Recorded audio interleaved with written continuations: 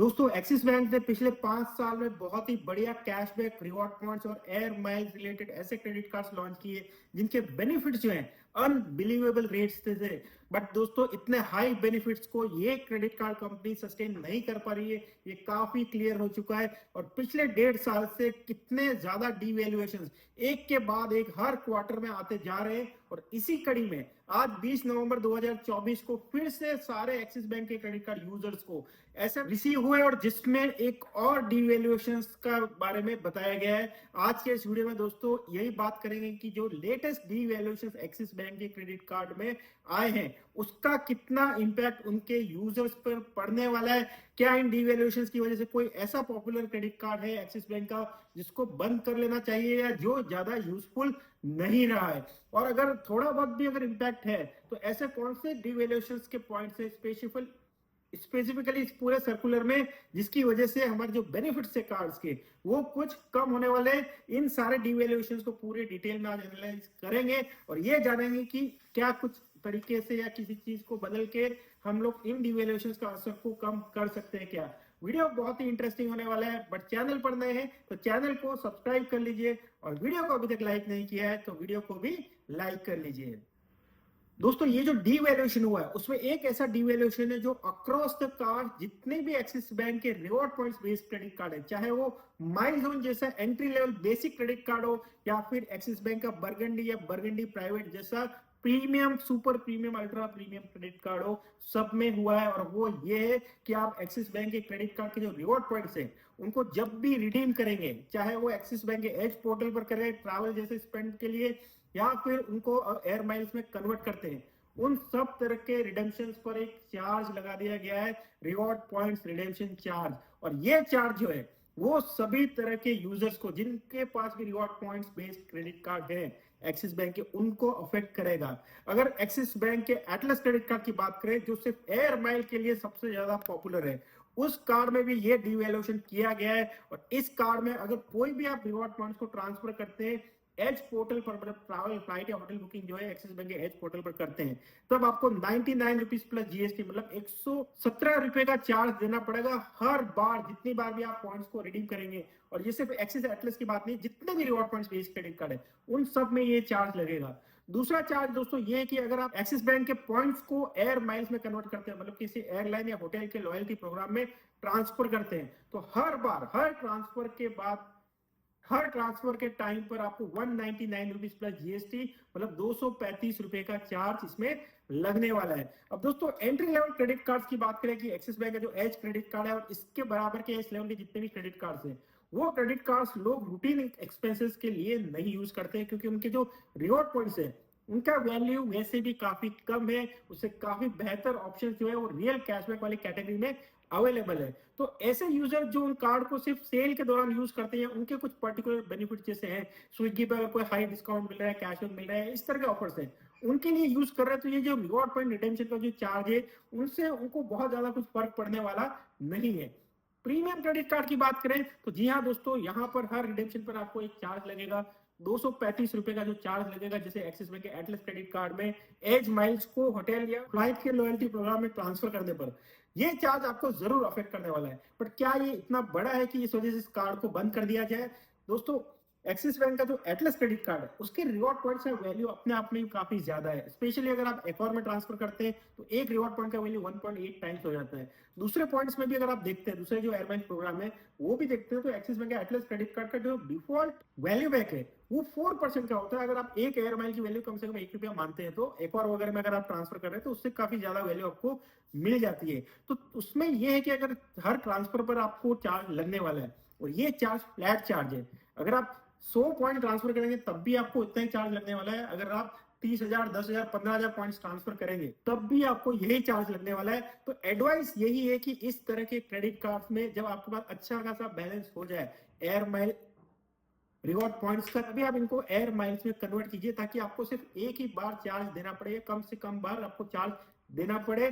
Points इतने ज्यादा होते हैं, इतने बेनिफिट से ये इतने प्रीमियम क्रेडिट कार्ड है कि 235 रुपए का चार्ज आपको 3-4 बार देना पड़ गया बेनिफिट जरूर कम होगा, फिर भी नेट नेट बेनिफिट काफी दूसरे क्रेडिट कार्ड से अभी भी इसमें बेहतर है। दूसरा जो डीवैल्यूएशन किया दोस्तों, वो जितने भी ये स्पेशल कैटेगरी के स्पेंड है जिस पर ज्यादातर क्रेडिट कार्ड कोई कैशबैक या रिवॉर्ड पॉइंट नहीं देते, उसमें हुआ है। जैसे यूटिलिटी बिल पेमेंट हो गया, एजुकेशन का पेमेंट हो गया, गवर्नमेंट पेमेंट हो गए, इंश्योरेंस के पेमेंट हो गए, रेंट पेमेंट हो गए, फ्यूल हो गए, इस तरह के पेमेंट्स पर दोस्तों पिछले डीवैल्यूएशन के बाद इन सारी तरह की पेमेंट्स पर ज्यादातर एक्सिस बैंक के क्रेडिट कार्ड ने कोई भी रिवॉर्ड पॉइंट्स या वैल्यू बैक देना ऑलरेडी बंद कर दिया है। जब कोई रिवॉर्ड पॉइंट या वैल्यू बैक नहीं मिल रहा है तो ऐसे स्पेंड पर क्रेडिट कार्ड को यूज करने का बहुत ज्यादा रीजन नहीं बचता है, और अधिकतर लोगों ने इन सारे स्पेंड पर एक्सिस बैंक के क्रेडिट कार्ड को यूज करना बंद कर दिया है। इसलिए इन सारे स्पेंड पर भी बहुत ज्यादा फर्क नहीं पड़े, इसलिए इन सारे चार्जेस की वजह से भी एक्सिस बैंक के क्रेडिट कार्ड यूजर्स को बहुत ज्यादा फर्क नहीं पड़ेगा।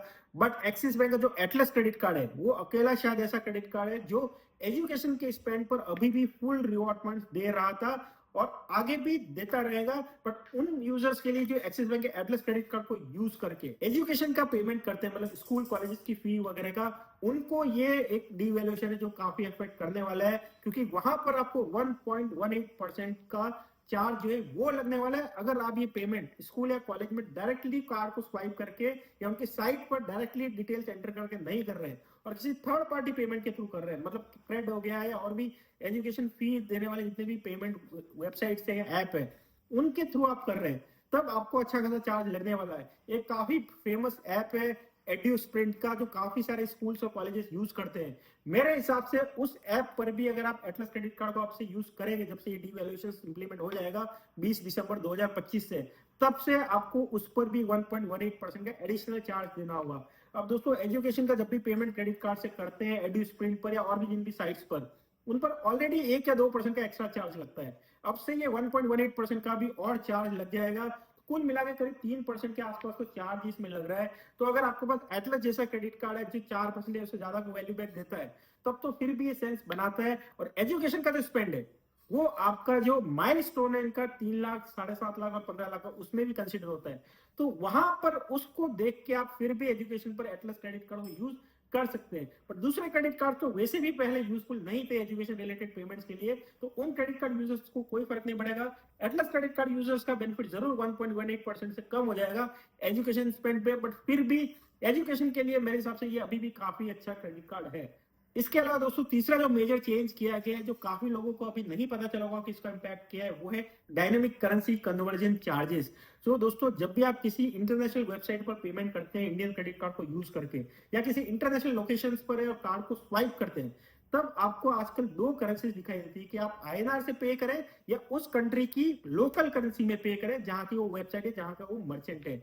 बट जब आप लोकल करेंसी को चूज करते हैं तब आपको सिर्फ फॉरेक्स मार्कअप चार्जेस देने होते हैं जो 2% प्लस जीएसटी या 3.5% प्लस जीएसटी होते हैं ज्यादातर क्रेडिट कार्ड में।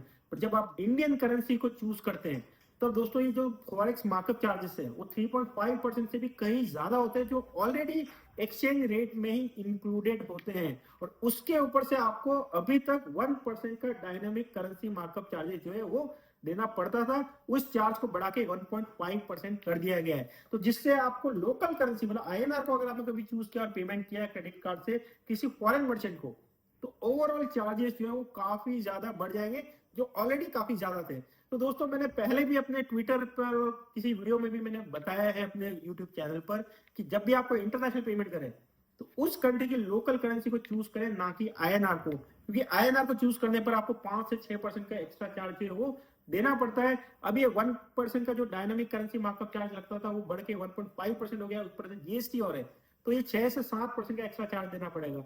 बट अगर आप थोड़ा सा ध्यान रखें, हमेशा फॉरेन करेंसी को चूज करें, आईएनआर को चूज ना करें, तो इस डीवैल्यूएशन से भी आपको कोई फर्क नहीं पड़ने वाला है। और बाकी जितना तो मैंने ऑलरेडी बता ही दिया कि उनसे कुछ फर्क नहीं पड़ने वाला है। इसलिए दोस्तों एक्सिस बैंक का एटलस क्रेडिट कार्ड आप यूज कर रहे हैं, आप अच्छा खासा ट्रैवल करते हैं, तो मेरे ख्याल से इस कार्ड को अभी भी कंटिन्यू कर सकते हैं अगर आपके पास एचडीएफसी बैंक का इन्फिनिया जैसा प्रीमियम क्रेडिट कार्ड नहीं है तो, क्योंकि ट्रैवल स्पेंड के लिए ये क्रेडिट कार्ड अभी भी बहुत ही बढ़िया क्रेडिट कार्ड है। इसका रिवॉर्ड वैल्यू भी अभी भी काफी ज्यादा है। इसमें एक यूनिक बेनिफिट है कि आप इंटरनेशनल एयरपोर्ट्स पर, डोमेस्टिक एयरपोर्ट्स पर गेस्ट के लिए भी एयरपोर्ट लाउंज एक्सेस कर सकते हैं। इंडिया में तो गेस्ट के लिए एयरपोर्ट लाउंज एक्सेस करने के लिए आप दूसरे क्रेडिट कार्ड अगर है आपके पास मल्टीपल कार्ड्स, उनका यूज किया जा सकता है। बट इंटरनेशनल लोकेशंस पर अगर आपके पास गेस्ट के नाम पर प्रायोरिटी पास नहीं है तो आपको गेस्ट एंट्री नहीं मिलती है एयरपोर्ट पर, उसके काफी ज्यादा चार्जेस रहते हैं, 3, 3.5, 4 हजार रुपए तक के। तो अगर वहां पर एक्सिस एटलस जैसा क्रेडिट कार्ड है तो उस कार्ड को यूज करके आप अपने साथ जो आपके फैमिली मेंबर्स, स्पेशली बच्चे जिनके नाम पर प्रायोरिटी पास नहीं मिलता है, तो उनके लिए भी फ्री एंट्री पा सकते हैं एयरपोर्ट लाउंजेस में। तो इस तरह के बेनिफिट अभी भी एक्सिस एटलस कार्ड में बने हुए हैं, तो उस कार्ड को अभी भी यूज किया जा सकता है। अगर आपके पास वो कार्ड नहीं है तो मैंने डिस्क्रिप्शन में लिंक दिया हुआ है, वहां से अप्लाई कर सकते हैं। इस कार्ड पर एक डिटेल वीडियो भी मैंने बनाया हुआ है, उसको देख के इस कार्ड के पूरे बेनिफिट जो है आप देख सकते हैं। अब दूसरा जो इंपॉर्टेंट क्रेडिट कार्ड है दोस्तों, एक्सिस बैंक का एयरटेल क्रेडिट कार्ड, जो मेरा फेवरेट क्रेडिट कार्ड है स्पेशली यूटिलिटी बिल पेमेंट्स के लिए। दोस्तों इस कार्ड में तो इफेक्टिवली कोई फर्क नहीं पड़ा है। ये जो डीवैल्यूएशन का आज नोटिफिकेशन आया है उसकी वजह से इस कार्ड के बेनिफिट में कोई चेंज नहीं हुए प्रैक्टिकली। वो इसलिए दोस्तों क्योंकि उसमें यूटिलिटी बिल स्पेंड पर कहा गया है कि अगर आपका महीने में स्पेंड 25,000 रुपए या उससे ज्यादा का होता है across the all utility bills, तब आपको एडिशनल चार्ज लगेगा। बट एक्सिस बैंक का एयरटेल क्रेडिट कार्ड जो है दोस्तों, ज्यादातर लोग 10,000 रुपए उससे कम के जो यूटिलिटी बिल्स रहते हैं टोटल सारे मिला के, उसी के लिए यूज करते हैं, क्योंकि उसमें कैशबैक की एक अपर कैपिंग लगी हुई है। तो 10,000 रुपए से ज्यादा के अगर आपके बिल्स होते हैं तो एडिशनल बिल्स को तो वैसे भी कोई एक्सिस बैंक के एयरटेल क्रेडिट कार्ड को यूज करके नहीं पे करता है, क्योंकि कुछ बेनिफिट उसमें नहीं होता है।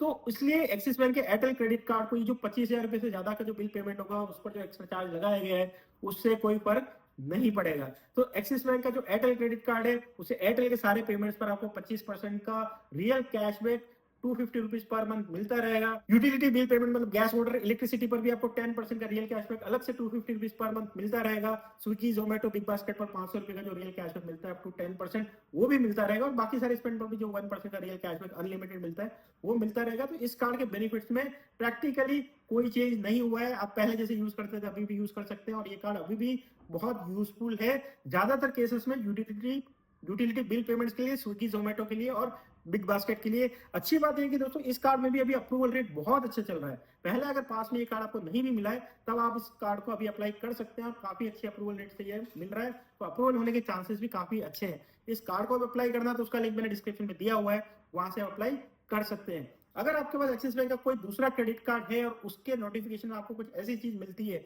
जो लगता है कि आपको अफेक्ट करेगी, तो इस वीडियो के कमेंट्स में जरूर लिखिए, मैं उसको जरूर जानना चाहूंगा। और अगर कुछ ऐसा है जिसको मुझे क्लैरिफाई करना चाहिए तो उसमें मैं जरूर रेस्पॉन्ड करूंगा। वीडियो अच्छा लगा, इन्फॉर्मेटिव लगा हो तो इसको लाइक कीजिए। चैनल को अभी तक सब्सक्राइब नहीं किया है तो चैनल को भी सब्सक्राइब कीजिए। Thank you, bye.